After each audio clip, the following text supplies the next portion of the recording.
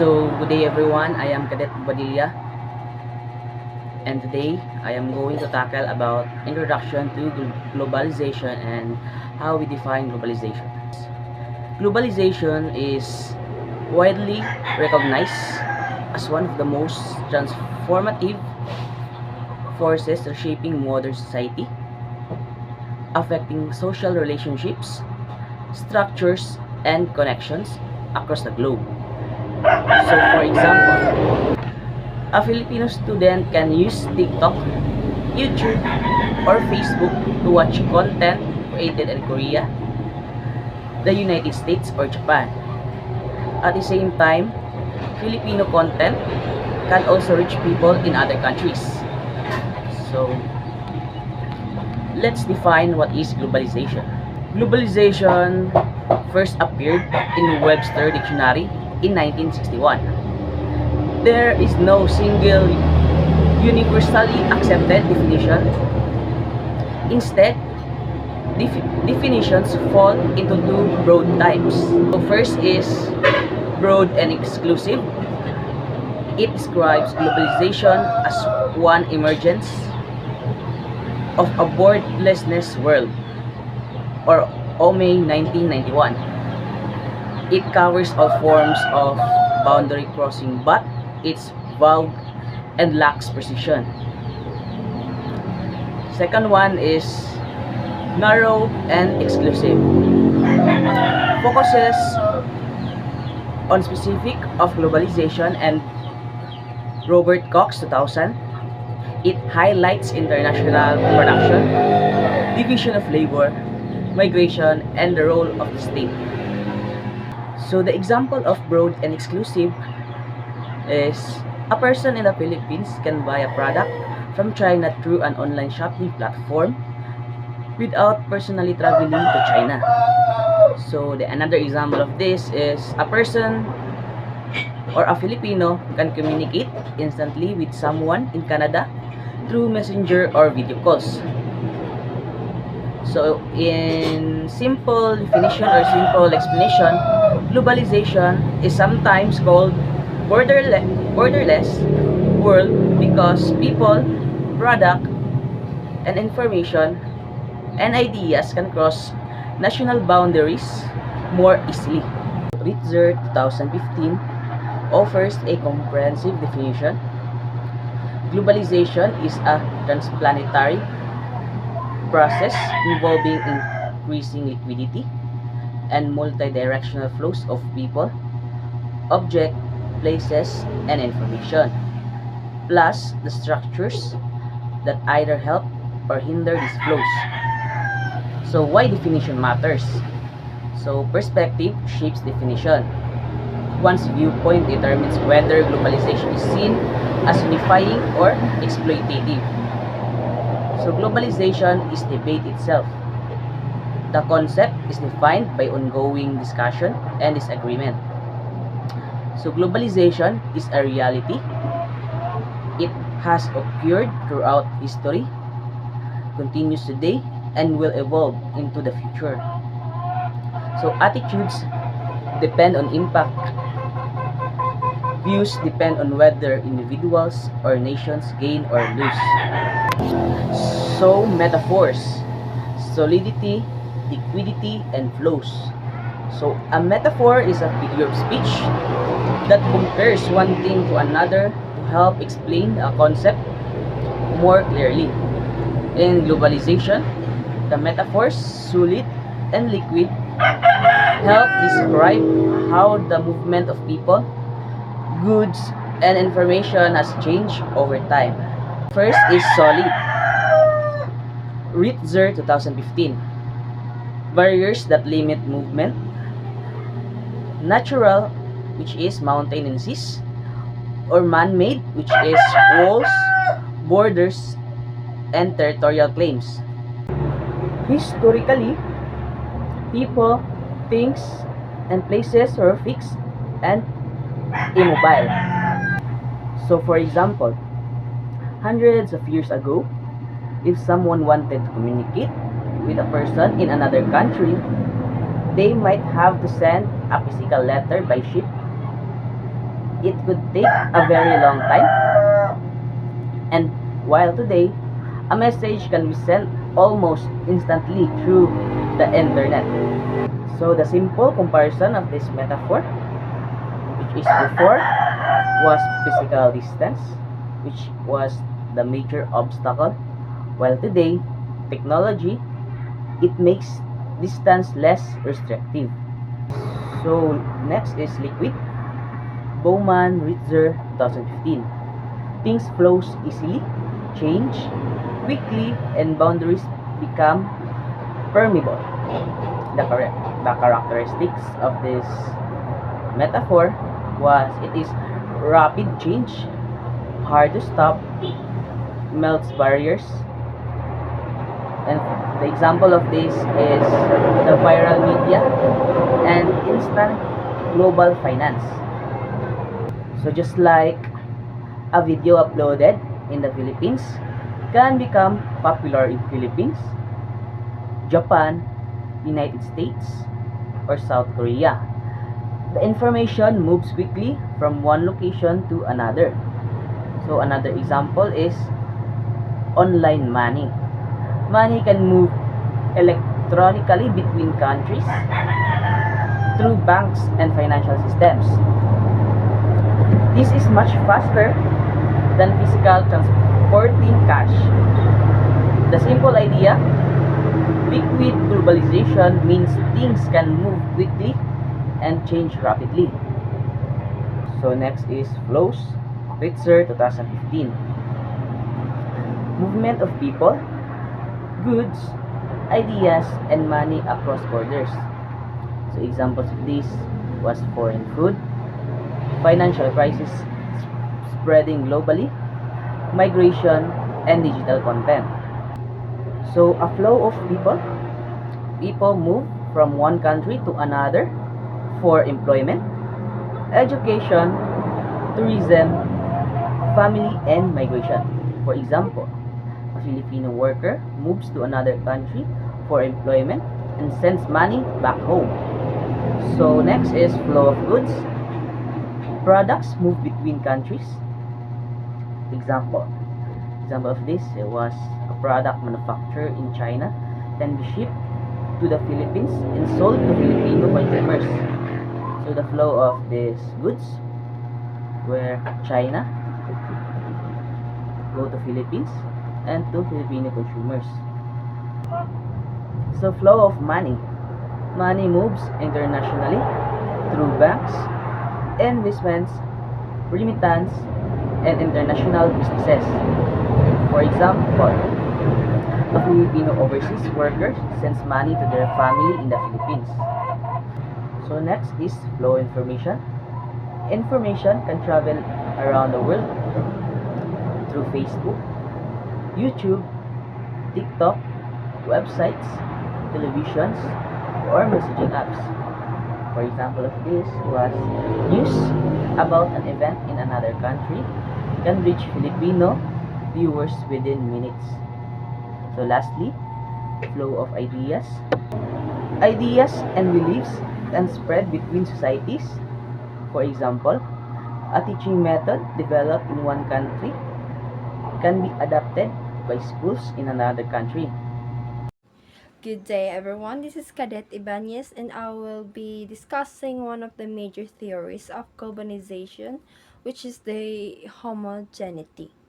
In this slide, introduce the main concept of homogeneity in globalization. It explains that homogeneity means the world is becoming more similar over time. And may I ask, what is homogeneity? Homogeneity refers to the growing similarity among countries and societies. As globalization continues, different parts of the world increasingly share similar cultural practices, economic system, technologies, products, and political ideas. This means that countries are no longer very different in how people live, work, and think because global influences are spreading widely. This happened because dominant ideas, institutions, businesses, and technologies spread across the borders. The key drivers including organization, media and technology, multinational corporation, education, and global institutions. These forces help connect countries and spread similar ways of life. Examples include fast food chain, social media platforms, global brands, and democratic system. These examples show how people around the world often use the same products and follow similar systems. The main idea of this globalization makes the world more connected and similar, though local cultures will still remain. Today, we will tackle about the three types or kinds of homogeneity. The first is the cultural homogeneity. This slide focuses on how cultures become more alike due to globalization. Cultural homogeneity happens when culture become more similar over time. It is linked to cultural imperialism, where one culture strongly influences another, changing local values and traditions. And this means that powerful cultures can shape or replace the local cultural practices. For example, is the Spanish influence in the Philippines, where Christianity became the most dominant religion during the colonization. And this shows how foreign influence can permanently change the society's belief and identity. And it shows how historical and global forces shape culture and identity. Another key aspect is Americanization. This slide explains how American culture can become globally influential.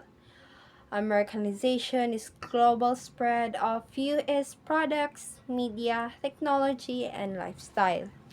This means many countries adopt American ways of living and consuming culture. Examples include the McDonald's, Hollywood films, music, fashion, and social media platforms. These are widely used and recognized around the world. Closely related is the media dominance or media imperialism, where Western media strongly influence global audiences. This means that global news, entertainment, trends, and are often controlled or shaped by the powerful media companies. As a result, people worldwide often consume similar content and adopt similar trends and lifestyles. The second area or part is the economic homogeneity. And this slide explains how economies around the world are become more similar. This refers to the spread of similar economic systems, especially capitalism, free trade, and market-based policies. Many countries now follow similar economic rules to participate in a global economy. Institutions like the IMF or influence global economic practices, though they are sometimes criticized for applying one-size-fits-all policies. This means that the global financial institution can shape how countries manage their economies. Economist Joseph Stiglitz argues this can increase inequality and instability in the poorer countries. And he also believes that not all countries benefit equally from the globalization. However, it also promotes trade, investment, and global cooperations. So while there are challenges, there are also economic benefits. The third area or part is the political homogeneity. This slide focuses on how political systems are becoming more similar worldwide. In this spread of similar political systems and ideas such as democracy, human rights, and rule of law. Many countries adopt these systems as part of the global standards. Political theorist Benjamin Barber called this idea as Macworld, where global integration leads to similar political patterns. This means that globalization pushes countries toward similar governance and models. While this can be improve cooperation and stability, it also reduces political diversity.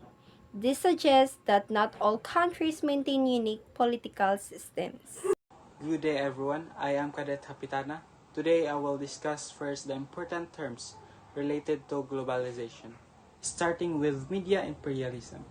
Media imperialism refers to the influence of powerful media, especially from Western countries, on the culture and way of thinking of other people in other countries.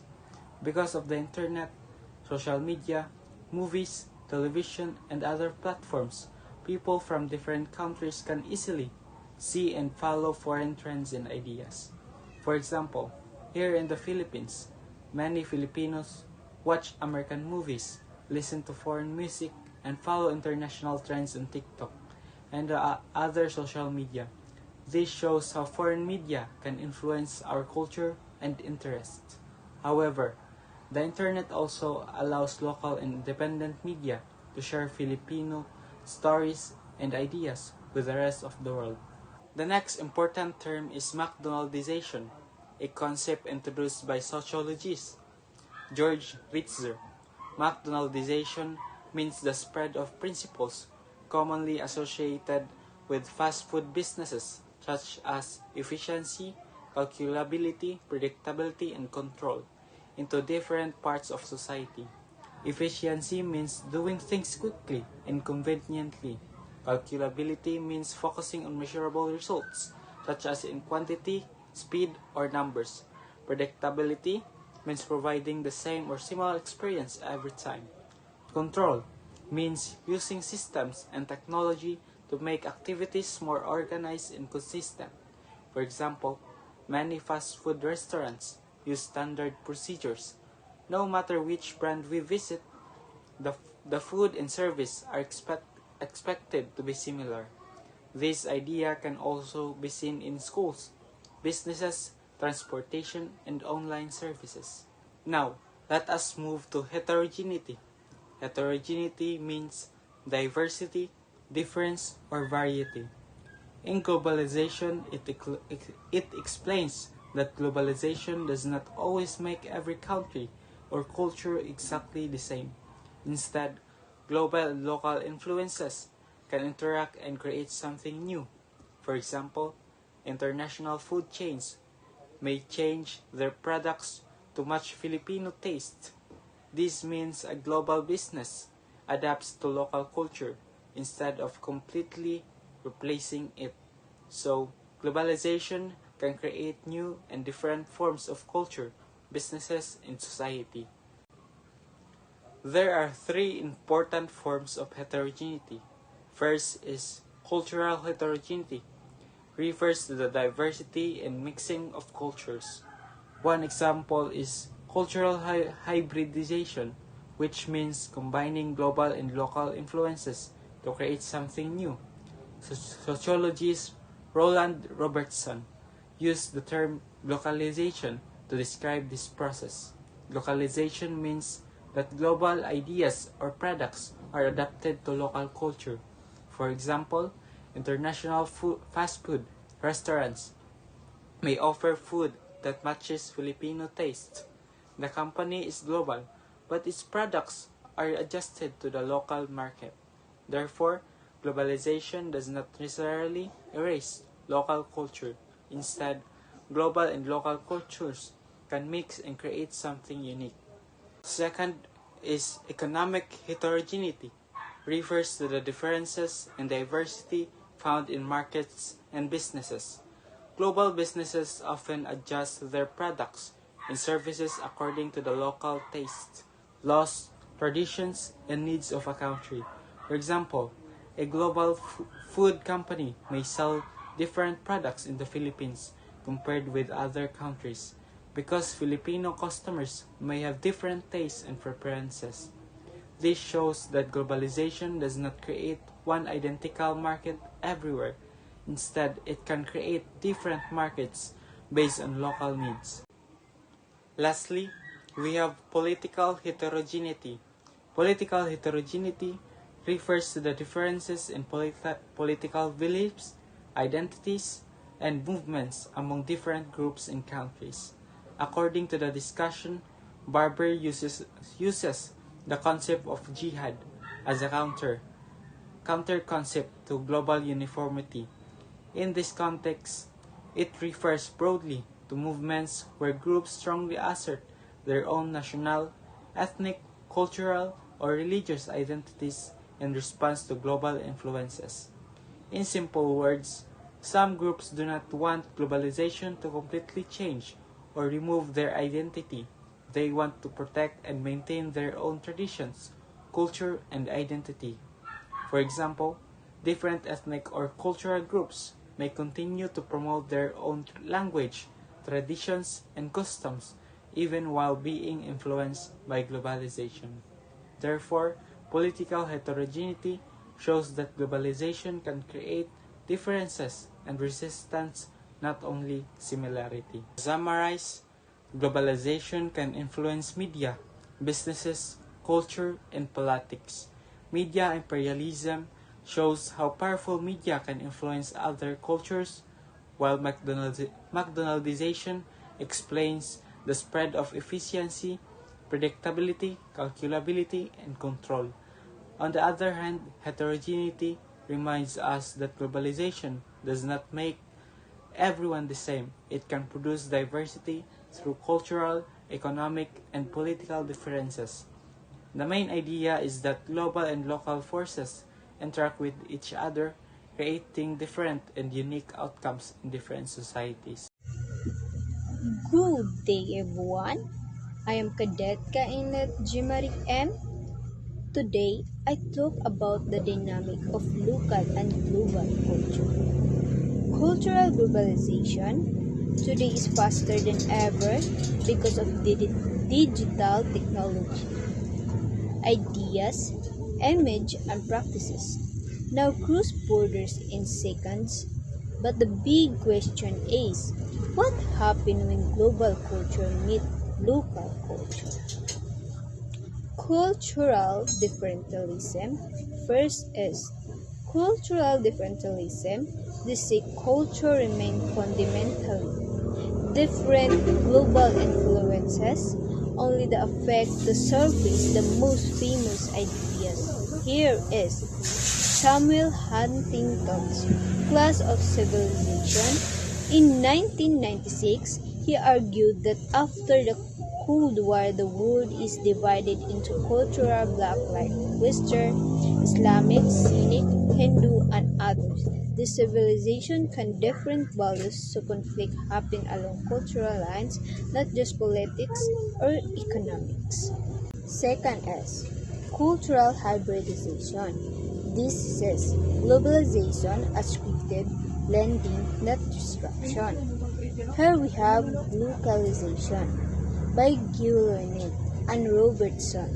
Global products are adapted to fit local tastes. Example, Jollibee, McDo with rice, or K-pop song with Tagalog lyrics. Third is cultural convergence. They say the world is becoming more similar. Global flow are so strong they reshape local cultures. This led to homogenization. Differences shrink often toward Western or American culture. Another concept is cultural imperialism, where a powerful culture imposes its media and values and passes out local tradition. But John Tomlinson offers deterritorialization as a counterpoint. He argued that culture is no longer tied to one place because of globalization. Good day, everyone. I'm Caditzel Fernandez. I'm the last reporter. I will discuss today the globalization of religion. The globalization of religions go 2015. The globalization of religion explain how globalization helps religions spread beyond their countries of origin and reach people around the world. So, globalization of religion means religions can spread far beyond where they started because of travel, media, and internet. It's lets religious ideas, leaders, and practices connect people across different countries and culture. So, religions become both more global, enriched, and more diverse as it adapts to local context. So here the key concept, the globalization. Globalization helps religions spread around the world.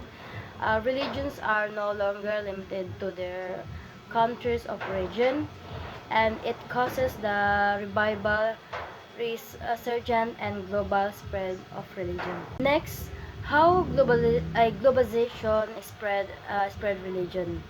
First is information, technology, and media. The internet, countless religious website, forums, and debates make religions teaching available instantly regardless of geographic. So, the internet of digital platforms let religious teaching travel instantly across borders without needing a physical missionary. So this make every small or minority faiths visible to a global audience and lets people compare and learn about different religions from home. Uh, Here are the example. First is a teenager in Cagayan de Oro can join live Sunday Mass in Rome on YouTube, TikTok, Instagram, and any social media. Second is transportation. Improve travel enables the physical movement and the exchange of ideas. Better travel lets people, missionaries, and migrants physically move to the other countries and bring their beliefs with them. Uh, uh, as they settle and visit preach abroad, religious practices, rituals, and institutions spread with mixed with local cultures. For example, Filipino migrant workers bring Catholic tradition like Simbang Gabi to the US and Middle East to set up church and communities there. Next is religions and identity. Beyond expansion, globalization has elevated religion as a powerful, non-territorial source of identity. Faith provides belonging and pride, motivating believers to share their tradition worldwide. Religions gave people sense of identity and belonging. Globalization increasing interaction among different religions.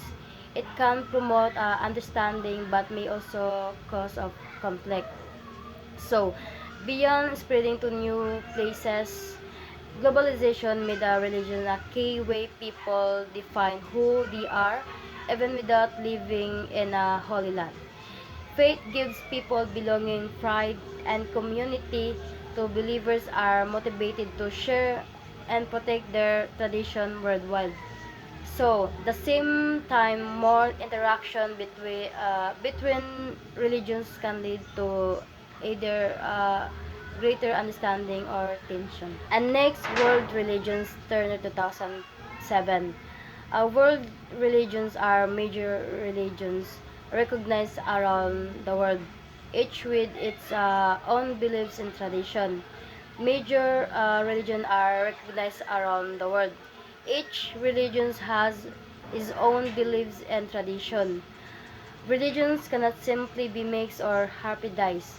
So, the world religions are major faith they that are recognized and practiced globally, and one of uh, each one has its own distinct and beliefs, rituals and tradition because their doctrines and practices are deeply established. They usually stay separate instead of just being mixed or hybridize with the others. Next is global influences on religion. Globalization exposes religions to new ideas, values, and cultural influences from around the world. So, globalization introducing ideas such as liberalism, consumerism, rationalism, secularism, and westernization and Americanization. Some of these influences may conflict with certain religious belief and tradition. So, globalization bring religions into contact with new ideas and lifestyle from around the world, like liberalism, consumerism, and secularism. And their new influences can sometimes clash with traditional beliefs and practices, causing change or tension within religions communities. For example, when a TV show and social media promote individual freedom and romantic relationship outside the word marriage. So young people in a religion's community may adopt these ideas. This can be create a conflict with elders who want to keep traditional marriage custom. And next is religions respond to globalization. By preserving their core beliefs and traditional while carefully choosing which internal influences to accept and which to reject. Though some extremist groups like SIS violently impose Western influences, such extreme reaction do not present their vast majority or believers or the religion itself. Religions uh, often protect their core teaching while carefully choosing which global ideas to adopt or reject. Although violent groups like SIS reject Western influences, the extreme outlines do not present most followers. And last is relationship between globalization and religion. Globalization introducing new ideas, values, and cultural influences that reach across national borders. Religion respond by upholding their unique identities and protecting their core beliefs from outside influences. So, Samuel Huntington Clash of Civilization further request that deep religious and cultural differences may sometimes lead to misunderstanding or conflict between society. Globalization has spread ideas, values, and cultural practices across borders and exposing people to beliefs and different from their own. Religion often protect their core teaching and identities while secretly adopting foreign and elements that fit their values, though some groups are recent change. Some well-Huntington clash of civilization argue that deep cultural and religions differences can sometimes cause a misunderstanding and conflict between society, but peacefully adoption and cooperation are also common. It means that people from different culture and religions may understanding in each other because of their beliefs and values are different. However, those differences do not always cause conflict because society can also respect one another, share ideas, and cooperate peacefully. So that's all. Thank you for listening